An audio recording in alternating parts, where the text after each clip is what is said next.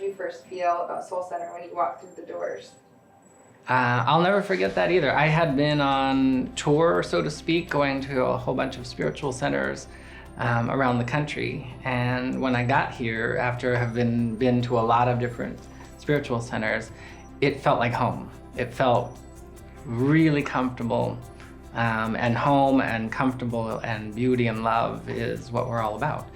I didn't know it 100% at the time, but eventually I knew that something was happening.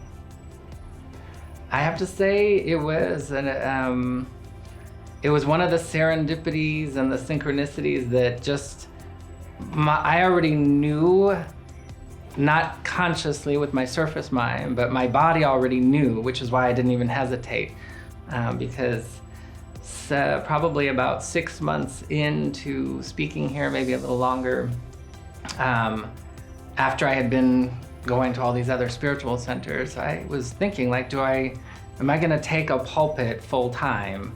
And then I thought, well, if I do, I want it to be just like Soul Center. That would be the way I'd want it to be. And so I had already answered it in my heart, or Spirit had already answered it through me. My soul already knew. And so when you asked, the answer was, I didn't hesitate. I was just, yeah. So being involved in Soul Center is just part of this spiritual evolution of growing, because it's 24 hours a day of joy, of love, of spiritual growth and principle.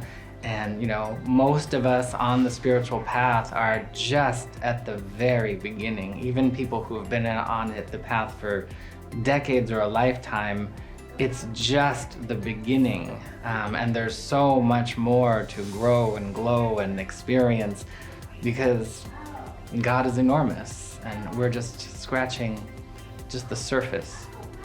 In 5 years, I see Soul Center as thriving with the programs that we are in the infancy stages of creating right now.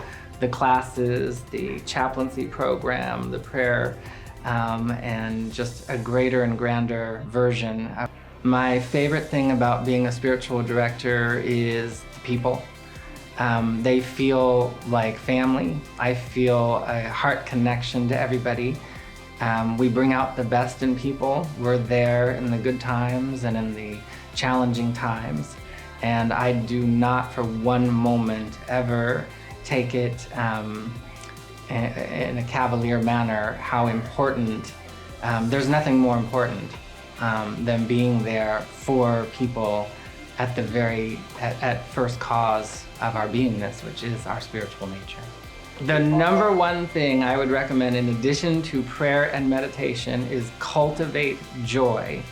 And self-care has got to be of the utmost importance across the board, physically, emotionally, mentally, creating spaciousness in your life, and really being very deliberate. It is fun. It is completely fun. If it wasn't fun, I wouldn't be doing it.